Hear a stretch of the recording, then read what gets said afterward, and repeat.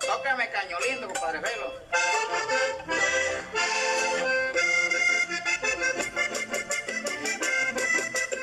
Oye, Poncho Hamburger, refresca esa memoria, hijo. Bueno, aquí estamos ya refrescando esa memoria en el segundo capítulo de lo que será este extenso libro virtual sobre nuestra música sabanera, una música exitosa internacionalmente, de la que queremos rescatar toda su memoria. El primer capítulo estuvo bastante comentado, tuvimos bastante respuesta de la gente interesada en crear este círculo virtual, esta comunidad de amantes de la música sabanera. Por ejemplo, el maestro Víctor Uribe Porto ya se comunicó con nosotros, nos ha dado algunas instrucciones porque él está escribiendo sobre eso.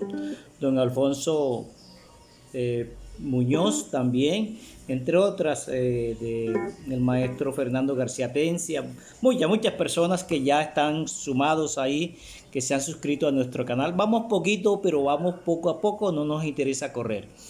Quiero hablarles un poquito de la metodología que vamos a usar. Aceptamos réplicas. Vamos a utilizar el sistema elíptico, o sea, usamos la elipsis, arrancamos con un hecho trascendental como es el nacimiento del Festival Vallenato en Valledupar, que me ha generado bastante polémica, pero ahora les voy a explicar por qué es necesario. Y podemos ir inclusive a las raíces de la cumbia, del porro, y podemos avanzar hacia la hamaca grande, hacia el Festival Sabanero, que es donde quedamos y lo que vamos a tratar de continuar en el día de hoy. Entonces me decían que por qué mentaba la palabra vallenato. Yo les dije, hombre, para hablar de lo de nosotros no tenemos que hablar mal del vecino. El vecino es la persona que nosotros tenemos más próxima, más cercana cuando tenemos que resolver algún problema. Entonces siempre tenemos que estar en buenas relaciones con el vecino. Cuando yo estaba en la universidad, la gente hablaba de pares. Cuando venían los pares, los mejores almuerzos, los carros estaban dispuestos para los pares, las atenciones para los pares, porque los pares son los que califican y son los que te permiten a ti medir si avanzas o estás estancado. Para nosotros saber si la música sabanera ha avanzado o se estancó, tenemos que hablar de los vallenatos. Porque en cuanto a música de acordeón, que solamente es una parte pequeña, un apéndice pequeño de la música sabanera, tenemos necesariamente que hablar de lo que han hecho los vallenatos, de ese nacionalismo que se implementó allá y que les ha dado buenos resultados. Con 4 aires que ellos escogieron para el asunto del festival se fueron lejos. Entonces quería aclararles a eso que no tenemos nada contra los hermanos vallenatos, es más, tenemos algunas referencias que nos sirven para avanzar. Entonces ellos son nuestros pares más cercanos con los que nos vamos a ir midiendo. Midiendo no en competencia, sino para ver si nos hemos estancado o si vamos avanzando. Me está un poquito rascando la cabeza, no sé por qué este sombrero estuvo serenado anoche. Bueno, otra cosa importante que me decía Víctor Uribe, que es que debimos delimitar el tema. Yo no creo, o sea, no nos vamos a meter en cintura, porque esto es espontáneo, aquí no hay un libreto, sino un conocimiento previo, la consulta de fuentes, la llamada de los amigos, y ahí entre todos vamos avanzando. Entonces, Víctor Uribe, vamos a tener inclusive fe de ratas, porque en la primera emisión fueron 3 o 4 detallitos que ahora se los voy a decir.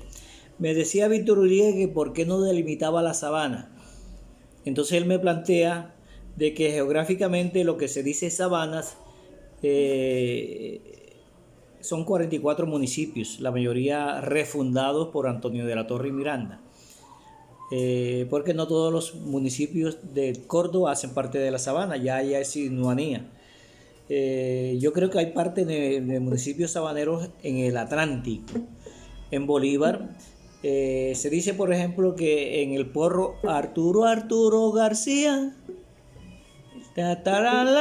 es un hombre bondadoso. Bueno, que arranca, dicen que la sabana arranca desde el municipio de San Juan de Pomuceno, en Bolívar, de San Jacinto para acá, que ya es montaña, el calor de las montañas, Carmen de Bolívar, pero que son, si nos ponemos a discriminar por municipio, no nos vamos a poner de acuerdo, porque en San Jacinto nos sentimos muy sabaneros, en los Montes de María, y somos los que más le hemos aportado a la música, a la música sabanera, los sanjacinteros.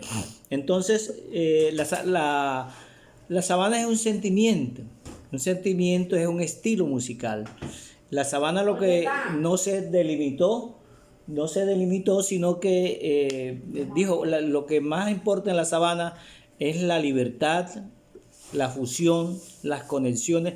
Eso es natural que se dé en la música sabanera.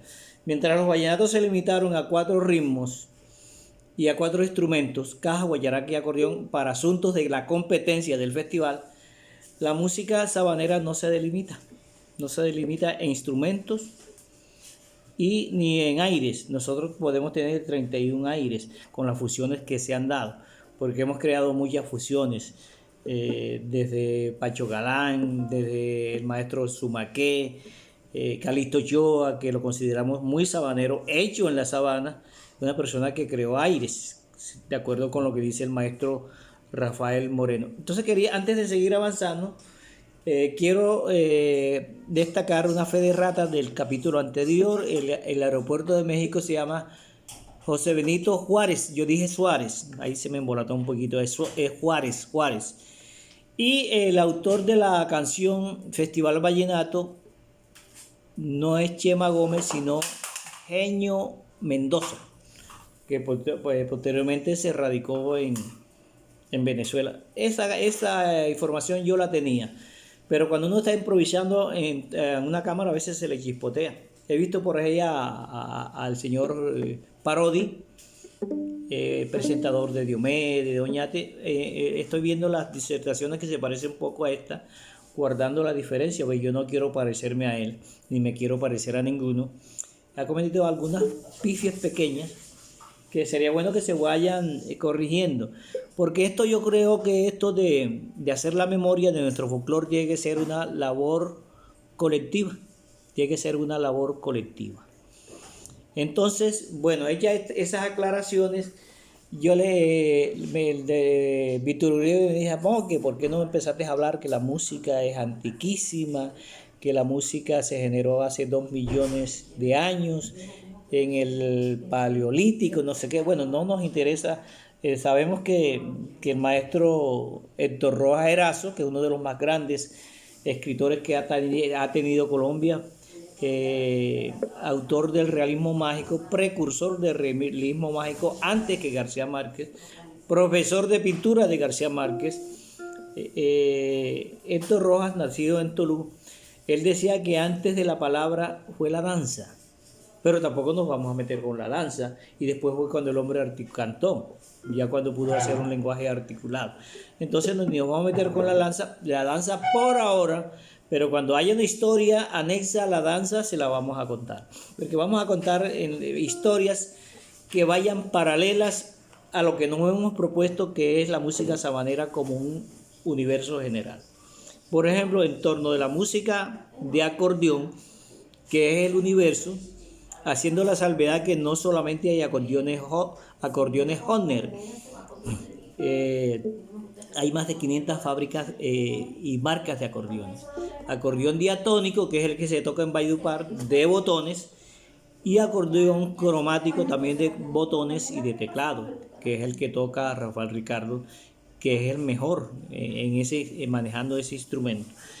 Y el universo es la música de acordeón, pero en materia de Colombia, siguiendo los datos del maestro Víctor Uribe, que nos estuvo comunicándose con nosotros, y vamos a tener el libro Sabanerología acá, que se nos había olvidado, que hicimos a 2 manos.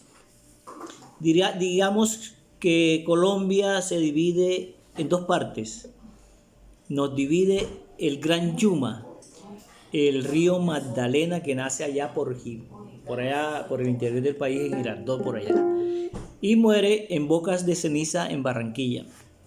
Sabiamente la naturaleza nos dividió como 2 tajadas de patilla.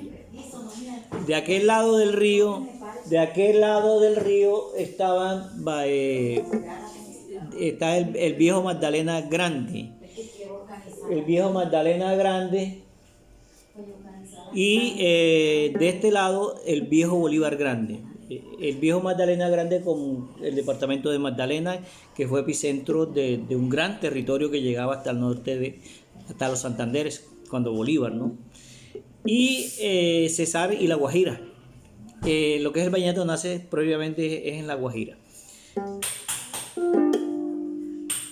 Y bueno, yo hago un paréntesis aquí. Esta disertación debe llamarse Los Ladridos, porque cuando no se oye el sonido de que están partiendo el hielo en la cocina, ladra Ramoncho, y aquí salen ladridos frecuentemente. Entonces esto debería llamarse Los Ladridos de Poncho y de Ramoncho. Bueno, hecha esa aclaración, porque se están escuchando ruidos. De este lado el departamento de Bolívar, que es donde más se ha sembrado el porro y la cumbia, el paseadito, el pasebol.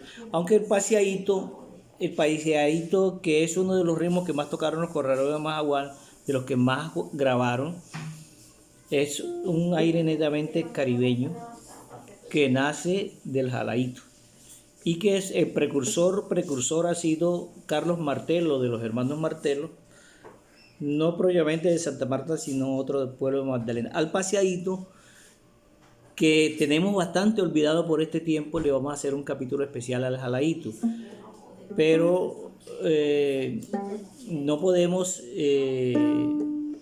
por eso ir dejando la historia a un lado. Esta parte de la sabana tuvo un núcleo importantísimo, que es San Jacinto. Me van a linchar porque yo menciono, como sanjacintero que soy, menciono mucho a San Jacinto, pero San Jacinto yo lo describo como un cruce de caminos donde confluyeron muchas culturas. Y el indio Faroto, aceptemos que hay un indio Faroto que menciona Adolfo Pacheco en la Hamaca Grande, existe, él lo bautizó así. Los indios parranderos, los indios zenúes, habían tres secciones: zenú, zenufana,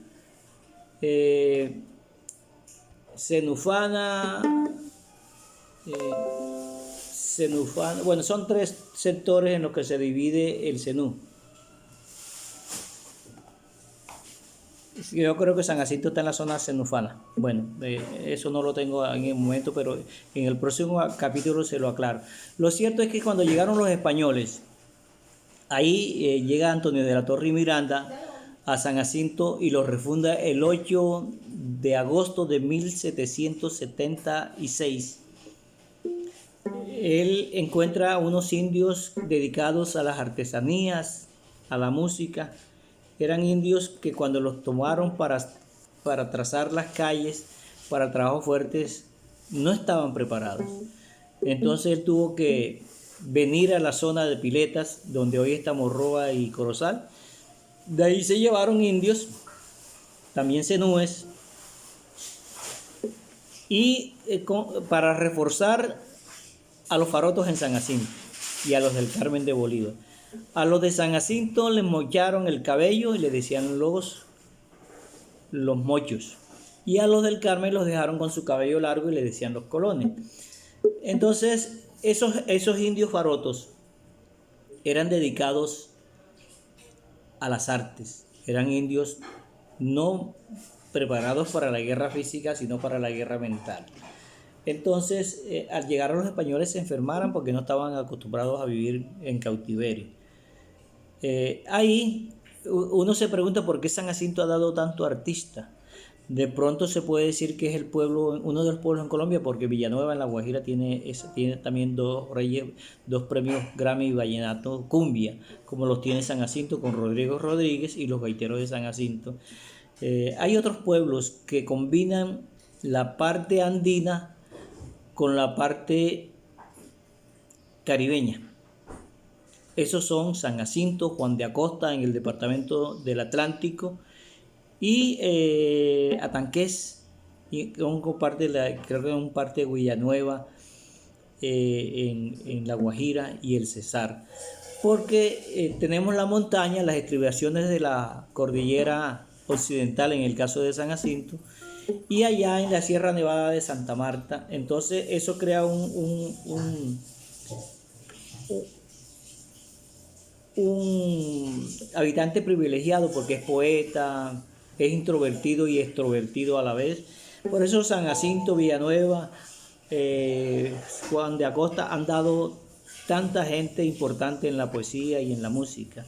Entonces, allí a San Jacinto llegó el señor Oyuela, un antropólogo que venía de la Universidad de Pittsburgh, en los Estados Unidos, Augusto Oyuela, y él empieza para graduarse, hace una tesis de grado en San Jacinto y se va a un sector de la campesina, y ahí haya unos vestigios de los indígenas, cerámicas especialmente, y empieza a estudiarlas con el sistema de carbono 14 para la antigüedad, y descubre que San Jacinto es uno de los asentamientos humanos más grandes, más importantes del mundo.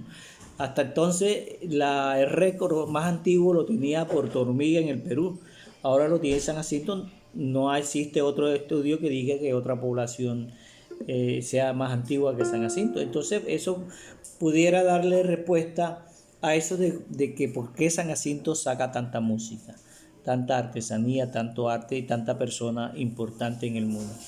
Entonces yo creo que Víctor, la cuestión de la geografía es importante, pero no es tanto, sobre todo en este momento cuando lo que yo estoy diciendo aquí repercute en Nueva York, puede repercutir en México, allá tengo unos amigos, puede repercutir en la Argentina, en la Patagonia, en todo el mundo. Y cada vez más la música todos. Vea lo que está pasando con Carlos Vives, que ahora viene con Cumbiana, que va a ser su última producción, donde vuelve a la cumbia. No es que la rescate, porque la cumbia nunca se ha muerto, pero le da una connotación indígena, tairona. Lo que tenemos que dejar es el regionalismo que tanto nos exacerba, nos enfrenta, porque ya por ahí salió de que la guacharaca es tairona. Alguien me decía anoche, precisamente Jaime Ursola Torres, que eso es un exabrupto porque es que en ese sector de la Sierra Nevada no se da el corozo, el gajo corozo, que es el que da la lata con la que se hace la guacharaca habitualmente, ¿no? Aunque se puede hacer también con un hueso, la hacían con un hueso, pero habitualmente la guacharaca se hace con el corozo, la lata de corozo, que se da mucho en las sabanas de Corozal, por eso se llama Corozal, porque viene del corozo.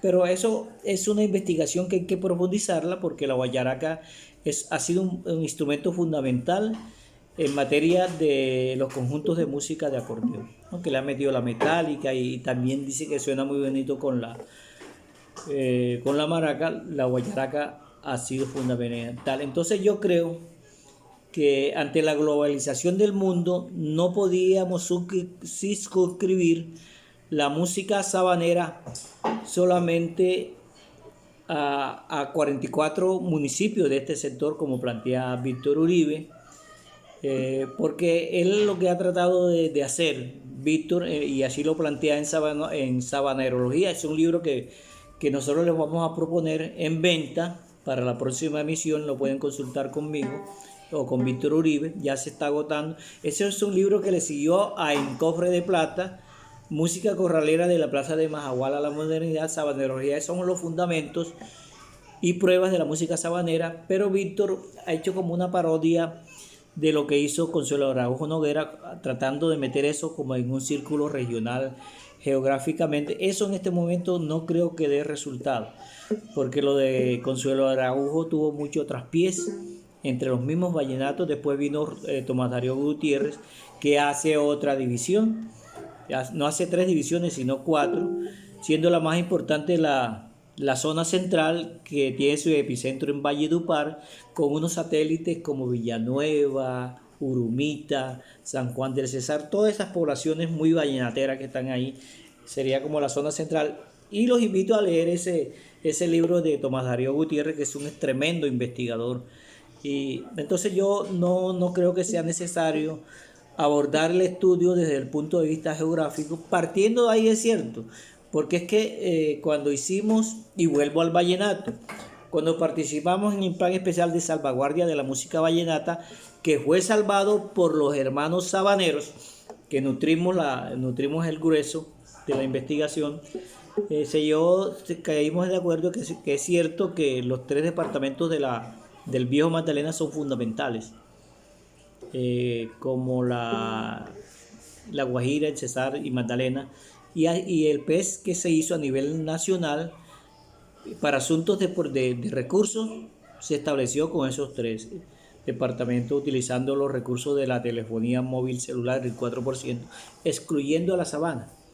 Eso, bueno, en su momento se debatió, pero eso se aprobó así, que entre otras cosas no ha dado resultados. Y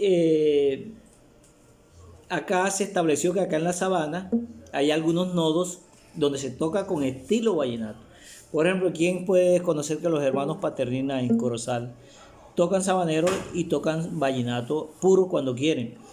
En Arjona, donde se hace un festival satélite del vallenato, aunque también se toca porro y cumbia, o uno de las dos, ahí se creó un satélite de los vallenatos, lo mismo que en San Juan de Nepomuceno, en Sagún, en Chinú, donde también se hacen festivales, que han sido, estos festivales al principio copiaron el modelo vallenato en la mayoría, pero el festival sabanero que se hace acá en Sincelejo como respuesta a la derrota de varios sabaneros en el festival vallenato, estableció algunas diferencias en cuanto a la instrumentación, que fueron mínimas, y en cuanto a los aires a interpretar en tarima. Mientras en Valledupar se establecieron caja, guayaraca y acordeón, para el asunto del Festival Sabanero de Sincelejo que gana Lisandro Mesa en 1974 se establece un cuarto instrumento que es vital para tocar lo que es el porro y la cumbia, que es la timba. De estos timberos se destaca mucho este señor Suárez, Abel Suárez, hermano de Rúgero. Son 3 o 4 hermanos que nacieron en las llanadas, pero no en las llanadas de Corozal, sino en las llanadas corregimiento de Sagún. Entonces se establecen 4 instrumentos en la sabana, y en cuanto a las interpretaciones en los aires también 4, como en Valledupar, pero se excluye la puya, aunque acá también hay puya. En cuanto a la gaita, se excluye la puya vallenata con caja, guayaraca y acordeón, y se excluye el son, que el son no propiamente es de Valledupar ni de la zona de La Guajira, sino que nació en el Bajo Magdalena, en la zona de Mula y de Plato, siendo los hermanos, la familia Rada, Payo Rada y sus hijos, los grandes intérpretes del son. Por eso en la zona de El Difícil, en el Valle de Ariguaní, se estableció el Festival Son de la Montaña, para apropiarse del son como sus verdaderos autores del son, el numen donde nació. Entonces se excluye en Sincelejo el son y se excluye la puya, y se incluyen 2 pilares de la música sabanera fundamentales porque en cuanto al merengue y el paseo que compartimos, la estructura rítmica es la misma, pero se toca un paseo en otro estilo, un estilo más nostálgico, un estilo más cercano con la cumbia y más cercano a veces con el fandango, para el caso del merengue. Y podemos tener algunos ejemplos, como por ejemplo flamenco, es un paseo muy sabanero, el saludo de Lisandro Mesa, un paseo muy sabanero, el mochuelo que ya tiende hacia el porro y la cumbia, la hamaca grande, otro paseo muy sabanero. Usted ve, escuchan tocando la hamaca grande, y la hamaca grande en algunas partes tú puedes pasar a cumbia y no se, la gente ni se da cuenta que está tocando cumbia, sobre todo en ese pedazo donde dice para y para para y ahí hay cumbia. Y en el caso de el merengue y el paseo sabaneros, que sí existen en estilo, aunque tengan mucho parecido con el paseo y el merengue que se tocan en Valledupar. En materia de composición hay también algunas diferencias. Los compositores de acá de la sabana se han dedicado más a la filosofía, al tropo, a la metáfora, al símil, porque es que no podemos meterlos todos si vamos a hacer una comparación. Para hacer una comparación entre autores de paseos sabaneros y vallenatos, tenemos que escoger a los mejores. Teníamos que escoger a Escalona, a Leandro Díaz, y acá a Lucho Bermúdez, el maestro de los Vallecos, y ahí podíamos hacer una diferencia. Entonces, resumimos diciendo que mientras en el Festival Vallenato se tocan paseo, merengue, puya y son, en el Festival Sabanero, paseo y merengue compartidos, con diferentes estilos, y acá se metieron dos puntales como la cumbia y el porro. Entonces, ¿qué vallenatos ganaron el Festival Sabanero? Que se hizo 21 veces, que se hizo 8 veces continuas. No, nadie, ningún vallenato pudo metérsele a esa tarea, porque ellos despreciaron el porro, la mayoría despreciaron el porro y despreciaron la cumbia. Ya estamos llegando al final, yo les quiero contar una anécdota. Acá ahí tenemos personajes que se han dedicado, que han sido muy fuertes con los vallenatos. Yo estuve de jurado en el festival, el encuentro de compositores y acordeonistas de Chinú, porque no es festival sino encuentro, donde se toca el porro y la cumbia, y vi al señor Ahumada, no me acuerdo el nombre ahora, él participó muchas veces en el festival vallenato, Ahumada, Ricardo Ahumada, bueno, no me acuerdo mucho el nombre ahora, que se me va, porque no lo tenía en el talento. Y me tocó calificarlo, y uno de los compañeros míos, o sea, ¿quiénes eran los jurados? Alfonso Hamburger, el difunto Rufino Barrios y Osvaldo Ruiz. Pues se me pasó Ahumada en este momento así y se me fue otra vez. El señor Ahumada, que fue finalista del Festival Vallenato, aunque no lo ganó, pero fue protagonista. En las calificaciones mis compañeros le ponían 2, 3 máximo cuando tocaba el porro y la cumbia. Lo despedazaron, porque no aprendieron a tocar porro ni cumbia. Dicen que es más difícil metérsela al porro, porque mientras el vallenato así como, si hiciéramos un gráfico, el vallenato es picadito y va así, muy rápido, y la cumbia es sinuosa. El porro también se recorre más el teclado. Tú puedes tocar de pronto un merengue vallenato utilizando solamente una hilera del acordeón, 3, 4 botones, con eso tocas un merengue vallenato. En cambio, si vas a tocar un porro, es posible que tengas que recorrer todo el teclado. Jugando, es un concierto de pitos, de tonalidades menores, que también son muy difíciles, aunque en Valledupar también haya grandes acordeonistas de tonalidad menor, como el maestro Ismael Rudas, a quien yo admiro mucho, el maestro Turco Gil y el maestro Nafet Durán, son grandes intérpretes de música en tonalidad menor. Y acá pues eso se dio mucho más acá en la sabana, y no les voy a mencionar el nombre, pero es que las creaciones, por ejemplo, el mochuelo en tonalidad menor, aunque la gota fría está en tonalidad menor, pero se dice que es que la gota fría, los arreglos se los hizo Guillermo Buitrago con la guitarra, y fue el que le dio esas tonalidades menores. No sabemos si el maestro Emiliano Zuleta Vaquero tendría en ese tiempo un acordeón que le permitiera hacer tonalidades menores.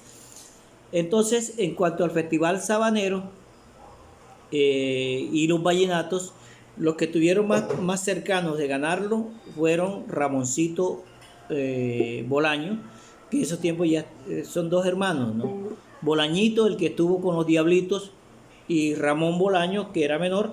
Esos estuvieron pero en categorías inferiores, como en la final del Festival Sabanero, y en el tercer Festival Sabanero del Acordeón, que fue uno de los más importantes en 1976, 3 años después de haberse iniciado, se enfrentó el maestro el Turco Gil, es Gabriel el Turco Gil, tremendo músico, que en esos tiempos andaba tocando con Gabriel Peluquín Chamorro. Hicieron la canción del algodón, esas canciones tan hermosísimas que en tonalidad menor. El maestro Turco Gil se le midió al Festival Sabanero y llegó a la final. Pero tuvo la mala suerte que se enfrentó con uno grande, el maestro Andrés Landero. Lo entrevisté, hablé con el Turco Gil y me dijo yo no tenía escapatoria. Así como Landero perdió bien en Valledupar con Colacho y con Miguel López, el Turco Gil fue derrotado por Landero en la plaza de Majagual. Nos vemos en otra oportunidad. Suscríbanse ahí en la campanita y estaremos en el tercer capítulo sobre la música sabanera. Yo les aviso en el horario. Muy amable. Muchas gracias.